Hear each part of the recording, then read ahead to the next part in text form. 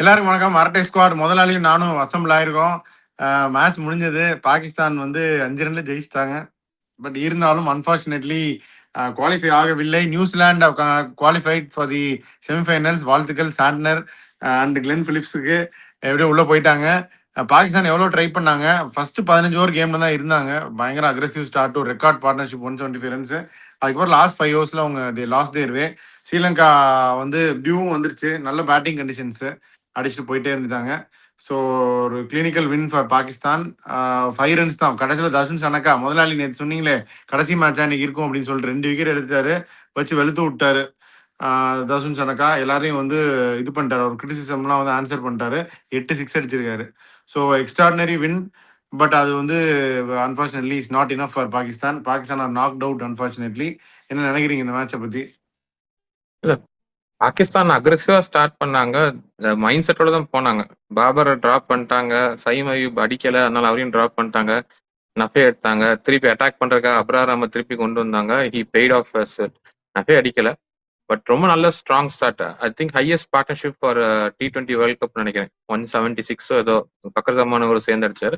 Bakr ஜமான் கரெக்டா அவரோட spot opening ஸ்பாட்ல இறங்கினாரு, அடிச்சாரு. 2 பேரும் நல்லா விளையாண்டாங்க. அப்புறம் இவர் ஃபர்ஹான் வந்து திருப்பி இன்னொரு செஞ்சுரியோட போட்டிருக்காரு. ஸோ கிரேட் ஃபார்ம், இன்டென்ட் இதெல்லாம் அவங்க வந்து முதல்ல இருந்தே காமிச்சிருந்தாங்கன்னா இந்த நிலைமைக்கு வந்திருக்க மாட்டாங்க. ப்ராப்ளி இங்கிலாண்டோட மேட்ச் ஜெயிச்சிருந்திருக்கலாம், அந்த மாதிரி இருந்திருக்கலாம். பட் எனிவே 200 அப்ப அடிக்கிறப்ப 220 எக்ஸ்ட்ரா 250 கூட அடிக்க வாய்ப்பு இருந்துச்சு. ஏன்னா பிச்சு நல்லா ஹெல்ப் பண்ணிட்டு இருந்துச்சு.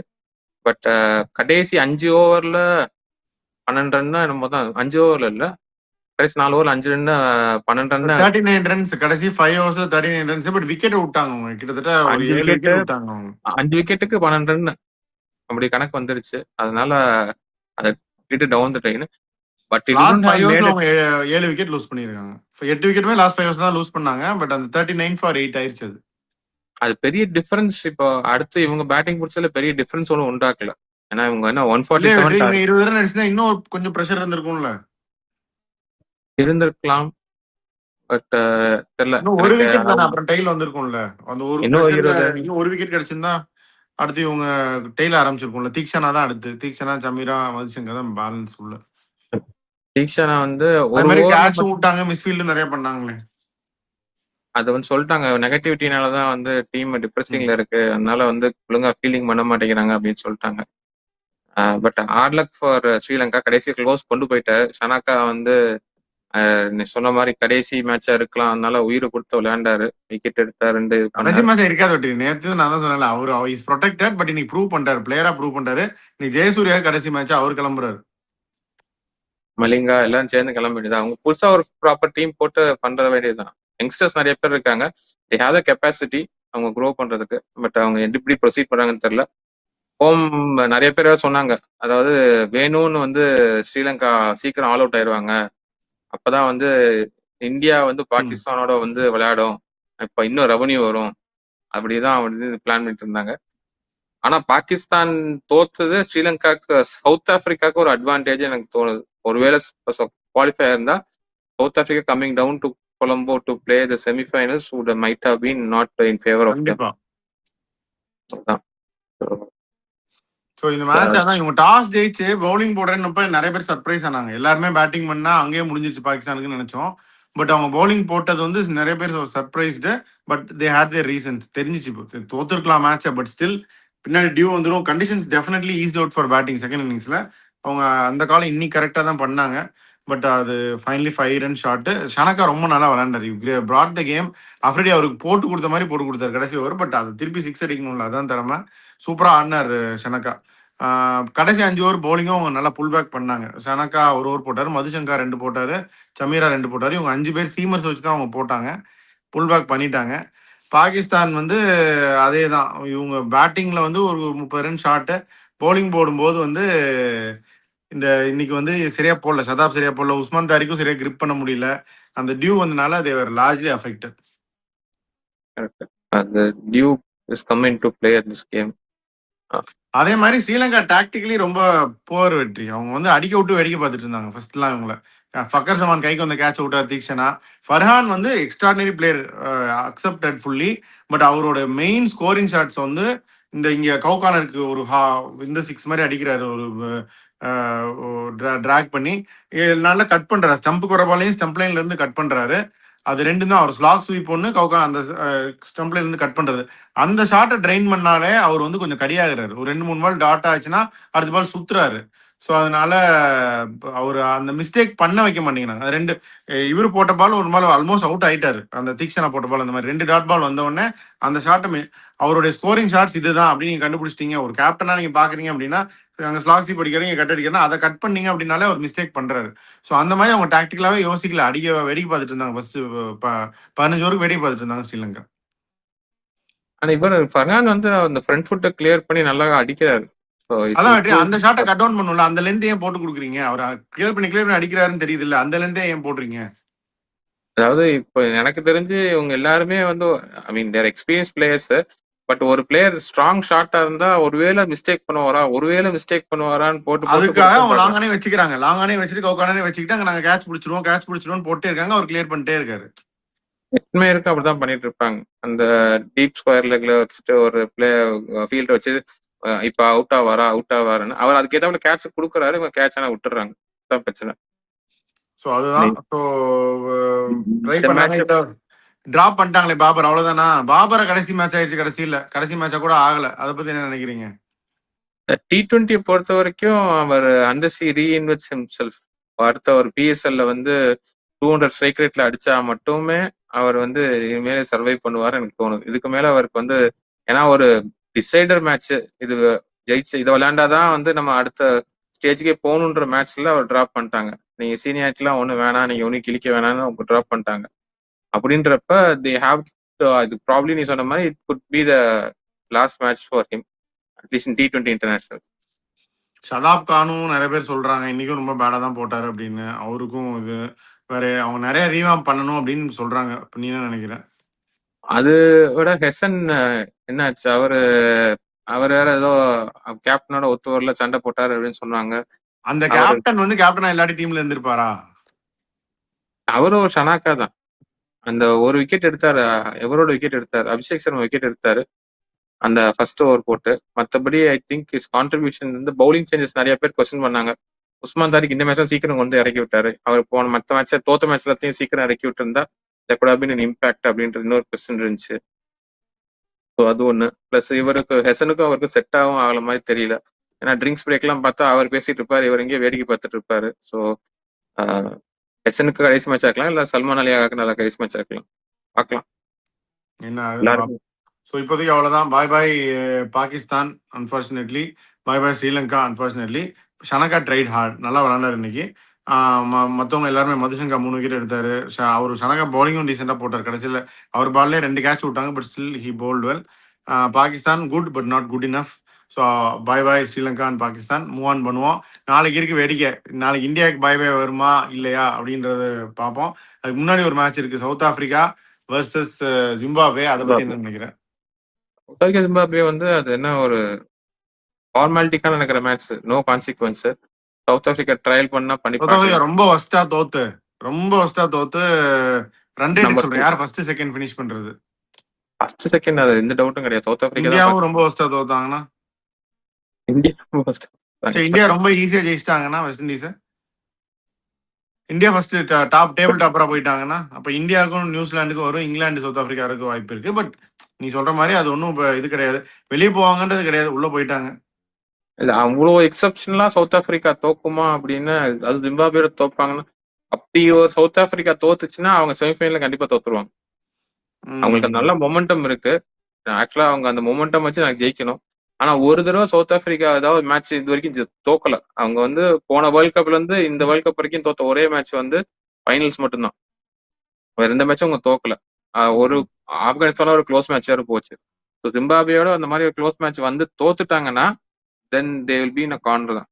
அதுக்கப்புறம் நிறைய பேர் ரெஸ்ட் பண்ணுவாங்கன்னு போட்டிருக்கு. ரெஸ்ட் பண்ணாலும் எத்தனை பேர் இருக்காங்க அவங்களுக்கு ரெஸ்ட் பண்றதுக்கு? எல்லாத்தையும் தான் மார்க்கோ யான்சன், மகாராஜ், லுங்கி எல்லாத்தையும் ரெஸ்ட் பண்றாங்களாம், Miller. Saving them semifinals. But ஆனா நீங்க ரிதம் பிரேக் ஆயிராதா? நான் வந்து I am not for resting people. ஒரு நல்ல ரிதம்ல இருக்கீங்க, எல்லாமே ஜெயிச்சிட்டு இருக்கீங்க அப்படின்னா தேவையில்லாத அணி தான் அது. பட் அவங்க ரெஸ்ட் பண்ண போறாங்க அப்படின்னு சொல்றாங்களே. அதான் தப்புன்னு எனக்கு தோணுது. ஏன்னா நெறைய பேர் கூட இந்த இங்கிலாந்து ஆர்ச்சர் ரெஸ்ட் பண்ணணும்னு சொல்லிட்டு இருந்தாங்க. ஆனா அதே ஷோட் அப்படிலாம் நாங்க ரெஸ்ட் பண்ணல. நாங்க ஃபுல் போறோம்னு சொல்லி ஃபுல்லா விளையாண்டாங்க. ரெஹான் அஹ்மத் ஒரு பிளஸ் எடுத்து வந்து விளையாட வச்சு தே வன் த மேட்ச். அது நியூசிலாந்து ஒரு கேள்வி டாக்டிக்கல் மூவ் தான், அது கரெக்ட் மூவ் தான். ரெஸ்ட்லாம் பண்ணல, அவங்க டிராப் தான் பண்ணாங்க. பட்டம். அது கரெக்ட் தான். England approach is correct. So அந்த மாதிரி இவங்களும் அது பண்ணாங்கன்னா இது but they're confident they're been successful. அது எப்படி இம்பாக்ட் பண்ணு தெரியல. ஏன்னா நியூசிலாந்து இப்போ அந்த ரெஸ்ட் பீரியடுக்கு அப்புறம் வந்த பிறகு தான் தேர் பீன் அதுக்கு முன்னாடி கொஞ்சம் ஸ்ட்ரகிள் பண்ணிட்டு தான் இருந்தாங்க. அந்த பட் கொலம்போல வந்து ஒரு 8 நாள் விளையாடாம ஃபர்ஸ்ட் மேட்ச் கொலம்போல ஆடினோன்னா they're not able to convincingly win. அந்த மாதிரி கொஞ்சம் ஸ்ட்ரகிள் பண்ணாங்க. இப்போ பேக் டு இந்தியா தான் வராங்க. ப்ரிஃபரபிளி ரெஸ்ட் பண்ணக்கூடாது. But it's there team there choice. அதான் பண்ண போறாங்க, மோஸ்ட்லி பண்ண போறாங்கன்னு தான் நான் நினைக்கிறேன். ஜிம்பாப்வே வந்து அந்த ஒரு சேஞ்ச் பண்ணுவாங்க. அந்த மப்போசா அவர் வந்து போட்டாரு, அவர் டிராப் பண்ணிட்டு கிரேமர் திருப்பி உள்ள வந்துருவாரு அப்படின்னு நினைக்கிறேன். அது ஒரு சேஞ்ச் மட்டும் பண்ணுவாங்க. வேற ஏதாவது சேஞ்ச் எதிர்பார்க்குறேன். டெல்லி தான் நல்ல பேட்டிங் விக்கெட் தான். டெல்லி பகல் மேட்ச் வேற அடி தான் போடுவாங்க. நீ என்ன நினைக்கிற? பிரையன் பெனட் தான் கீ ஃபேக்டர் ஜிம்பாப்வே ம். பொறுத்த வரைக்கும். அவர் இஸ் பீன் கன்சிஸ்டன்ட். ம். அவர் இப்போ ஆவரேஜ் 227 நினைக்கிறேன். ஒரு மேட்ச் மட்டும் அவுட் ஆயிருக்காரு. ம். எல்லா மேட்சும் நாட் அவுட் ஆயிருக்காரு. ஸோ ஹீல் கடைசி சான்ஸ். இப்போ பார்த்த வரைக்கும் he could be a backup in any of the ஒரு ஐபிஎல் லீக்ல could become a backup player சோன் பென்னட்டா நினைக்கிறேன். நல்லா விளையாடுறாரு வெற்றி, பட் அவ்வளோ எக்ஸ்ப்ளோசிவா அவர் இல்லையே. ஐபிஎல் இப்போதைக்கு உடனே ஐபிஎல் வர அளவுக்கு ஒரு எக்ஸ்ப்ளோசிவா இல்லையே. இப்ப நானா இந்த மேட்ச்ல அடிச்சார்ல, இந்தியாவோட அடிச்சார்ல, பும்ராவெல்லாம் 6 அடிச்சு விட்டாரு. 153 ஸ்ட்ரைக் ரேட் போயிட்டாரு. அன்னைக்கு மட்டும் தான் உட்காந்து ஆராய்ச்சி பண்ணிட்டு இருக்கு. அவனோட கேரியர் ஸ்ட்ரைக் ரேட் வந்து 150 130 140 இருந்துச்சு. ம். பட் இந்த வேர்ல்ட் கப் மட்டும் தான் ஸ்ட்ரைக் ரேட் லோ அப்படியா இருந்துச்சு அப்படின்னு சொல்லிட்டு இருந்தாரு. பட் ப்ரிடாமினெட்லி அவங்க ஃபர்ஸ்ட் மேட்ச் எல்லாம் ஆடினதெல்லாம் ஸ்ரீலங்கால ஆடினது. ஸோ அவங்களோட ஸ்ட்ரைக் ரேட் கம்மியா தான் இருந்திருக்கும். பட் சுச்சுவேஷன் பிரைன் ஏத்தாப்புல பென்னட் ஆட இஸ் வெரி குட். இதுதான் அதெல்லாம் ஓகே. பட் இமீடியட்லி ஐபிஎல் கால் அப்படிங்கிறது ஃபார் ஃபெச்ட் தான் நான் நினைக்கிறேன். பார்ப்போம். தான் முசல்பானி தான் இவங்க ரீப்ளேஸ்மெண்டா வருவாங்க எதிர்பார்த்தாரு. ஆனா ஏற்கனவே அவருக்கு பிஎஸ்எல் எல்லா சைன் பண்ண ஜெர்சியும் போட்டு பார்த்துட்டாங்க. ஏன்னா அந்த மாதிரி ஒரு ரெக்குவயர்மெண்ட் இமீடியட்டா இருக்குல்ல. ஒரு பவுலரு ஃபாஸ்ட் பவுலிங் அவ்வளோ டாலா இருக்காரு, பவுன்ஸ் எக்ஸ்ட்ராக்ட் பண்றாரு அப்படிங்கிறப்போ ஐபிஎல் அதுக்கு டிமாண்ட் இருக்கும். பேட்டர் ஓப்பன் பேட்டர் ஒரு ஓவர்சீஸ் ஸ்லாட்டை நீங்க அதுக்கு வந்து எத்தனையோ பேர் இருக்காங்க டொமஸ்டிக்ல. பார்ப்போம். அதுதான் எனக்கு ஒரு இது. முதல்பாணி நீ சொல்லு வெற்றி. முசல்பானி வந்து பிஎஸ்எல் சைன் பண்ணியிருக்காங்க. அவங்க ம். டமா ஜோசப் பதிலா சைன் பண்ணியிருக்காங்க. So he is going to play இந்த பிஎஸ்எல் மாதிரி பார்ப்போம். பட் மற்றபடி இந்த மேட்சையும் பெருசா இன்கான்சிக்வன்ஷியல் கிடையாது. நம்ம கீ மேட்ச் வந்து இந்தியா வெஸ்ட் இண்டீஸ் தான். அதான் வந்து நாளைக்கு எப்படி முடிய போகுது இந்த மேட்ச் டிசைடர். யார் ஜெயிப்பாங்க? சவுத் ஆப்பிரிக்கா ஜெயிச்சிருவாங்களா இல்ல ஜிம்பாப்வே ஏதாவது சம்பவம் பண்ணிட்டு ஊருக்கு போயிருவாங்களா? ரெண்டு பேரும் சவுத் அதே ஆப்பிரிக்கா தான். சவுத் ஆப்பிரிக்கா தான் ஜெயிப்பாங்கன்னு நினைக்கிறேன். அதுல ஜெயிப்பாங்க. ஓகே. நேத்து வந்து பாகிஸ்தான் வந்து ஜெயிச்சிருவாங்க, ஆனா குவாலிஃபை ஆக மாட்டாங்க அப்படின்னு சொன்னார் முதலாளி. அதே தான் நடந்துருச்சு. நாளைக்கு வந்து சவுத் ஆப்பிரிக்கா ஜெயிச்சிருவாங்கன்னு சொல்லியிருக்காரு. சரி, அப்படியே ஈடன் கார்டன்ஸ் பக்கம் போவோம். அந்த மேட்ச் இந்தியாவுக்கு சம்பவம் நடக்குதா இல்லை இந்தியா சம்பவம் பண்ணி செமிஃபைனல் போக போறாங்களான்ற அந்த மேட்ச்சு. நாங்கள் எங்களோட போர் வீரர்கள்லாம் போருக்கு தயாரா இருக்காங்க. சவுத் ஆப்பிரிக்காவை நாங்கள் அகமதாபாத்ல விட்டுட்டு வந்துருவோம் அப்படின்னு விட்டுட்டு வந்துட்டோம் அப்படின்னு டாரன் சாமி சொல்லியிருக்காரு. நாளைக்கு இருக்கு ஒரு பஞ்சாயத்து. அந்த மேட்சை என்னென்ன சேஞ்சஸ் இருக்குன்ற இந்தியா வந்து அன்சேஞ்சாக தான் போவாங்கன்னு நினைக்கிறேன். இதுக்கு மேலே அவங்க டீம் மாற்ற மாட்டாங்கன்னு நினைக்கிறேன். வெஸ்ட் இண்டீஸும் அன்சேஞ்சாக தான் போவாங்க அப்படின்னு நான் நினைக்கிறேன். நீ என்ன நினைக்கிற? இல்ல கிங் இதுக்கப்புறம் மட்டும் injury, shoulder injury. Brandon king மட்டும் ஷோல்டர் இன்ஜுரி. அப்படி இல்லைன்னா அதுக்கு பதிலா ஒரு ஆல்டர்னேட்டிவ் எடுப்பாங்க. சார்ல்ஸ் ஜான்சன் மாதிரி. சார்ல்ஸ் அவர் தான் இறங்கி வருவார். இல்ல அது உண்மையான ஷோல்டர் இன்ஜுரியா இல்லைன்னு நமக்கு அந்த தெரியாது. கேட்ச விட்டதுக்காக அவர் ஆக்டிங்கை போட்டு போனாரான்னு நமக்கு தெரியாது. ஆனா அது ஷோல்டர் இன்ஜுரின்னு தான் நிறைய பேர் சொல்றாங்க. அதான் ஸோ அவங்க என்ன கணக்கு வச்சுக்கான்னு தெரியாது. பட் டிசைடர் கண்டிப்பா வந்து இந்தியா ஜெயிச்சா ஐ மீன் எந்த 2 டீம்ல யார் ஜெயிக்கிறாங்களோ அதில் கோ இன்டு செமிஃபைனல்ஸ். நிறைய பேர் வந்து ஹிஸ்டரி இழுக்கிறாங்க. வெஸ்ட் இண்டீஸ் வந்து கொல்கட்டாவில் தோத்தது கிடையாது. அவங்க போன தடவை T20 வேர்ல்ட் கப் ஃபைனல் இங்கே தான் ஜெயிச்சாங்க. ரிமெம்பர் த நேம் அதானே. ஆமா. நேம்லாம் சொல்லிட்டு இருந்தாங்க. வெஸ்ட் இண்டீஸ் நல்ல மொமெண்டம் இருக்கு. பேட்டிங்ல வந்து ஹெட்மேயர் நல்ல ஃபார்ம்ல இருக்காரு. ரத்தர்ஃபோர்டு ஜெயிச்சு கொடுத்துருக்காரு. அதுக்கப்புறம் இவர் ரோமன் பவலும் அந்த மேட்ச் ஒன்று அடிச்சு கொடுத்தாரு. அவங்க டாட் பால் அடித்தாலும் மீதி பால்ல வந்து பவுண்டரி சிக்ஸஸா கன்வெர்ட் பண்றதுனால they have a high strike rate. இதால ஸ்கோர் வந்து 200 கிட்ட கொண்டு வந்துடுறாங்க. இப்போ ஈடன் கார்டன்ஸ் வந்து இப்போ அவங்க ஓரளவுக்கு ஸ்பின் ஆனாலும் they'll still be able to strike a good rate. India ஆனா ரன் அடிச்சிட்டா Indian spinners will be all over West Indies second இன்னிங்ஸ்ல அப்படின்னு நான் நினைக்கிறேன். இந்த வென்யூங்கிறனால அது ஒரே ஒன்று வந்து வருண் சக்கரவர்த்தி வந்து ரொம்ப டிபெண்ட் ஆகிருக்கும். அவர் 4 ஓவர் போடுறது வந்து. பட் அவர் இப்போ வந்து பெரிய டீம்ஸோட ஹஸ் பீன் ஸ்ட்ரகிளிங் பிட். பெரிய டீம்ஸ்னா வந்து டெஸ்ட் பிளேயிங் நேஷன்ஸ் இன்க்ளூடிங். இப்போ வெஸ்ட் இண்டீஸ் வந்து டார்கெட் பண்ணாங்கன்னா அவர் கொஞ்சம் ஒரு 2 பவுண்டரி 6 அடிச்சிட்டாங்க அப்படின்னா டக்குன்னு லென்த் மாத்திடுறாரு, வேகமா போறேன்னு லென்த் மாத்தி விட்டுறாரு. இந்த லென்த் அவர் போட்டாலே he gets most of wickets. அந்த லென்த் மாத்துறதுனால இஸ் ஸ்ட்ரகிளிங். அவர் அதை ரிலேஸ் பண்ணி ஒழுங்கா பண்ணுவாரா அப்படின்றது, இல்ல அவர் சொல்லி அவருக்கு ரியாக்டிவா அவர் போறதுனால அப்படி பண்றாங்களான்னு தெரியல. Has to wait and decide அவங்க என்ன பண்றாங்கன்னு. மற்றபடி சேஞ்சஸ் நீ சொன்ன மாதிரி டீம் சேஞ்சஸ் எதுவும் இருக்காது. அதே டீம்ஸோட தான் போக வேண்டியது இருக்கும். ஸோ பாப்பா என்ன ஆகுதுன்னு. வேற என்ன கீ மேட்சப்ஸ் இருக்கும் இந்த மேட்ச்ல? அபிஷேக் சர்மா ஒரு 50 அடிச்சிட்டாரு. நாளைக்கு என்ன பண்ண போறாங்க? இவங்க எப்படியும் சேஸை வச்சு தான் ஓப்பன் பண்ணுவாங்க. பட் சஞ்சு சாம்சன் இருக்கனால அதுக்கு அவங்க பயப்படுவாங்க. அதுதான் மேட்ரு. அந்த டாக்டிக்கலா அவங்க இது பண்ணிட்டாங்க.